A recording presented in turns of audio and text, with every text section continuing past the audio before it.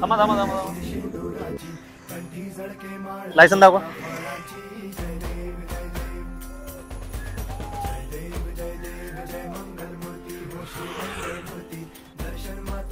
Licence आहे तुमचं? ठीक आहे, चांगलं लायसन आहे तुमच्याकडे, हेल्मेट घेतो. एवढे सगळे परिवार पुढे चालले? दगडूशेठ गणपतीला चाललो, गणपती बसतात तर दर्शन करायला. दर्शन करायला चालले? हो हो.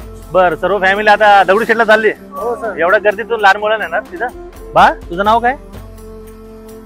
अरे सांग की, नाव बोलता येत नाही का तुला? अच्छा, लहानपणापासून हिला बोलताच येत नाही.